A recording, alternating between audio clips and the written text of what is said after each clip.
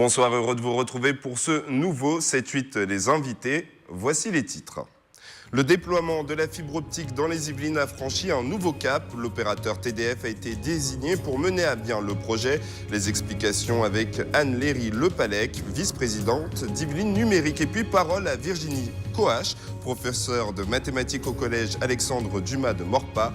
Nous verrons avec elle comment bien préparer les enfants durant l'été à la prochaine rentrée scolaire. Le déploiement de la fibre optique dans les Yvelines a franchi une nouvelle étape. L'opérateur TDF a été désigné pour mener à bien le projet. Les explications avec Anne-Léry Lepalec, vice-présidente à Yvelines Numérique.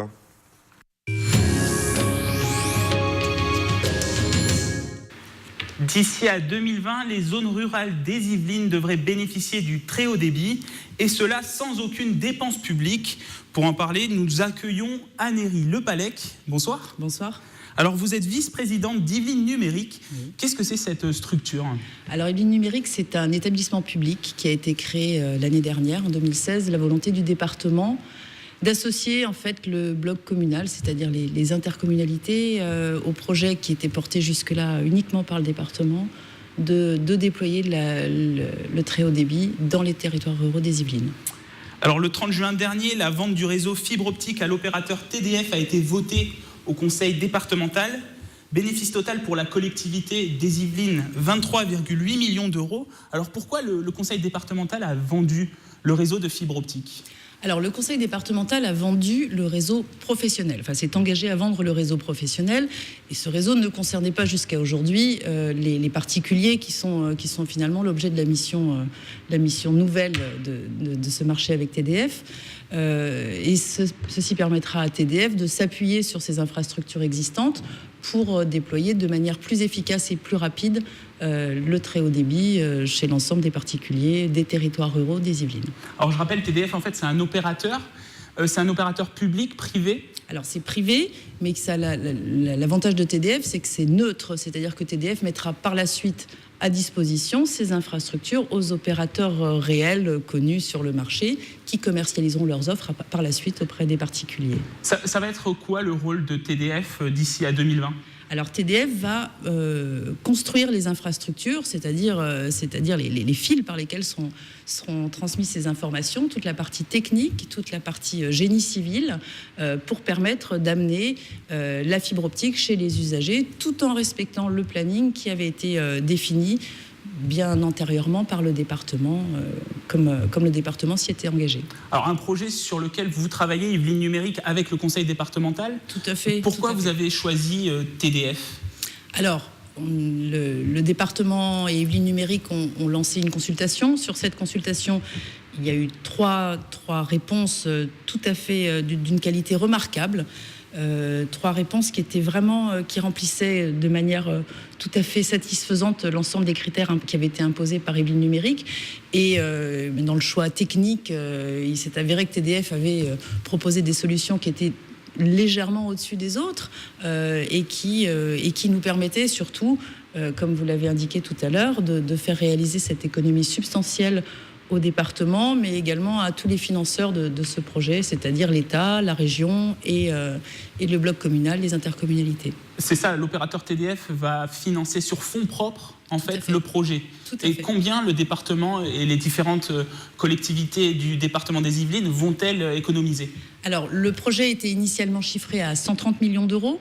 Et puis, il y a eu quelques aménagements dans les années 2015-2016 qui ont permis de revoir légèrement à la baisse ce chiffrage.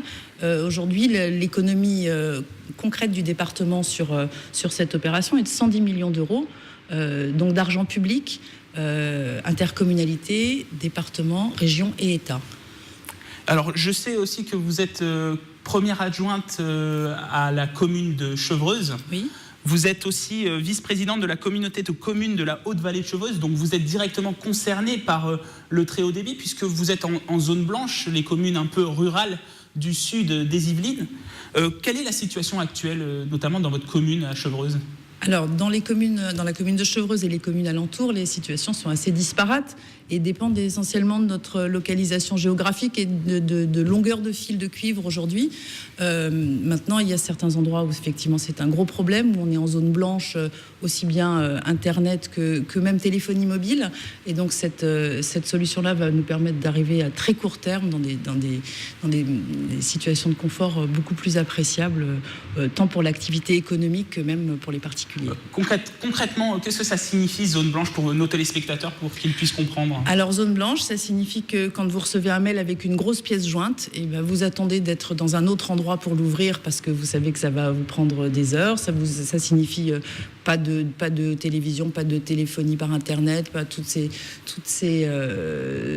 nouvelles fonctionnalités qui sont dévolues, qui trouvent tout à fait leur place dans le déploiement de la fibre optique. C'est des choses dont certains habitants des zones rurales sont aujourd'hui privés, et à l'échéance de 3 ans, 4 ans maintenant, tout le monde pourra avoir accès à ces solutions-là, et ce sera une très bonne chose. Anne-Héry Lepalec, merci beaucoup pour cette interview. Je vous en prie.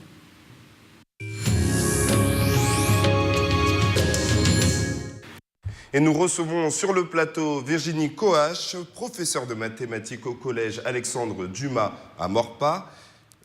Les vacances d'été ont débuté. On se pose souvent cette question.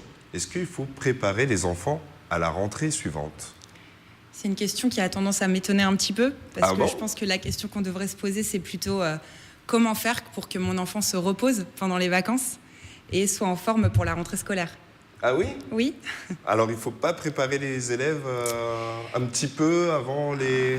Je dirais pas qu'il ne faut pas les préparer, je pense qu'il ne faut pas viser absolument les devoirs de vacances, en tout cas. D'accord. Ça, c'est sûr. Ce terme me dérange énormément. Alors parlons un petit peu des cahiers de vacances. Vous en pensez quoi? Il y en a pas mal, c'est ce qui fonctionne le plus durant l'été. Vous les avez un petit peu feuilletés, vous les connaissez un petit peu? Alors, je les connais à l'époque où j'étais au collège.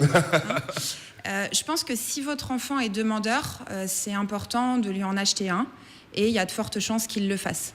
Si votre enfant n'est pas demandeur, ça ne sert à rien de le mettre sous pression et de forcer, puisque c'est vraiment important de ne pas associer le travail scolaire à une punition ou à une sanction. Donc que s'il est demandeur, je pense. Donc c'est-à-dire que durant l'été, vous prenez plus le repos, en fait, c'est plutôt ça? Il faut vraiment le laisser jusqu'au premier jour de la rentrée scolaire? Alors, j'irai pas jusque-là. Je pense que c'est important de maintenir une stimulation cérébrale, ça c'est très important. Mais plutôt de le faire sous forme ludique. Alors expliquez-nous quelles sont les techniques qu'on pourrait utiliser. Alors on a vu sur les réseaux sociaux cette année des challenges de calcul en musique. Donc pourquoi pas dans la voiture mettre une musique rythmée et puis faire du calcul mental. Quand vous faites les courses avec votre enfant, pourquoi pas lui faire travailler les ordres de grandeur en essayant de trouver celui qui a eu le résultat des courses le plus proche, et puis par exemple lui laisser choisir le dessert. Au lieu de faire des dictées, des rédactions, pourquoi pas rédiger un carnet de voyage ou écrire une lettre à la grand-mère très détaillée, ou que vous relisez avec votre enfant et vous en profitez pour retravailler l'orthographe. Voilà, plein de petites astuces comme ça. En fait, le but pour vous, c'est de vraiment ne pas brusquer l'enfant, c'est ça? C'est pourquoi ça a un effet contre-productif si on lui donne trop de devoirs, enfin, des devoirs durant l'été? Vraiment, ça dépend de l'enfant. Si l'enfant est demandeur, il y en a vraiment qui sont demandeurs de lecture, de devoirs, etc., qui sont demandeurs, et il y en a d'autres qui ne le sont pas. Et je pense qu'en effet, il ne faut pas brusquer dans ces cas-là. Et pour vous qui êtes professeur, Oui. ceux qui préparent la rentrée à la mi-août ou même pendant les 2 mois, ces élèves-là, quand vous les avez à la rentrée, vous voyez une différence entre ceux qui ont préparé la rentrée et ceux qui se sont reposés? Alors, c'est simple, en fait, je ne peux pas le savoir, qu'ils ont préparé la rentrée ou pas. Attention, hein, quand je parle, on se reposer, oui, bien sûr, hein, mais comme je l'ai dit tout à l'heure, toujours en continuant à stimuler les neurones, hein, c'est important. Mais on va continuer donc sur les exercices après. Je ne peux pas savoir s'ils ont travaillé ou pas, et moi, je prends le parti en début d'année de commencer un chapitre qui demande quasiment aucune notion précédente, pour commencer sur des nouvelles bases, et que l'élève ait confiance en lui dès le début, ça c'est très important. Donc pour les parents qui se disent oui, il faut que l'enfant soit prêt pour le retour, et je pense qu'ils ne se disent pas que les professeurs ont ce type de technique, en tout cas c'est peut-être la vôtre. Est-ce que tous le font? Dans le collège où je suis, en général, on a tendance à faire cette technique-là. En tout cas, on ne va pas faire de contrôle de rentrée pour regarder les notions qui restent. On sait très bien que pendant 2 mois, l'élève n'a pas travaillé. On en a conscience, ou du moins n'a pas beaucoup travaillé. Donc on y va doucement. Et c'est pareil pour nous aussi. Je ne connais pas beaucoup de professeurs qui travaillent pendant 2 mois. Ma rentrée, je la prépare environ 10 jours avant, où je vais regarder les changements de programme, etc. Mais non, on en a conscience et on fait avec. Et donc cette mise en route, on va appeler ça comme ça, des élèves, ça dure combien de temps? C'est quoi, le premier mois, les 2 premières semaines? Je dirais les 2 premières semaines. D'accord. Les 2 premières semaines sont suffisantes pour qu'au bout de 2 semaines, je puisse vraiment commencer à revoir des notions et à commencer des chapitres qui demandent des notions précédentes. Ouais. Donc, les exercices que vous préconisez, vous en avez d'autres? Parce que là, il y a des parents qui nous regardent, qui doivent se dire, bon, elle nous en a donné 3, est-ce qu'elle en a d'autres en tête? Alors, attendez, laissez-moi réfléchir. Parce que j'ai fait partie de ces enfants, moi, qui ne travaillaient pas forcément pendant l'été, je ne vais pas vous mentir. Mais voilà. en gros, c'est vraiment, voilà, c'est les laisser tranquilles et en gros, on les fait travailler, mais d'une manière détournée. Transparente. Ouais, Détournée. d'une manière détournée. Voilà, exactement. Et donc, pour les mathématiques, c'est vraiment avec les objets, Pour les jeux. mathématiques, c'est vraiment privilégier le calcul mental. Ne surtout pas chercher à faire absolument réviser le théorème de Pythagore, réviser le théorème de Thalès, etc. Les professeurs s'en chargeront. Vraiment de manière amusante. Voilà, je vous disais, essayer de trouver le total quand on fait les courses, s'amuser en voiture, faire une recette de cuisine et faire travailler les tableaux de proportionnalité. Voilà, y a plein d'astuces comme ça où on peut faire travailler les mathématiques de manière détournée, comme vous disiez. Pour le français, au lieu d'imposer à l'élève, à votre enfant, pardon, ce n'est pas c'est mon élève, mais c'est votre enfant, une dictée ou une rédaction, et la rédaction peut se transformer en carnet de voyage, en lettre pour un ami, etc. Où on peut très bien retravailler l'orthographe, acheter des petits cahiers de mots mêlés, ce genre de choses. Qui permettront... regarder, par exemple, un film en VO. Aussi, oui. Donc, arrêtez de regarder les séries en français et puis les regarder en VO. Ce genre de choses. Ça sera votre dernier mot, Virginie Coache. Donc, il faut se préparer vos enfants, mais d'une manière détournée et un peu plus ludique. C'est bien ça? Tout à fait, c'est résumé. Eh bien, je vous remercie de nous avoir suivis pour ce 7-8 Les Invités. Bonne soirée à tous.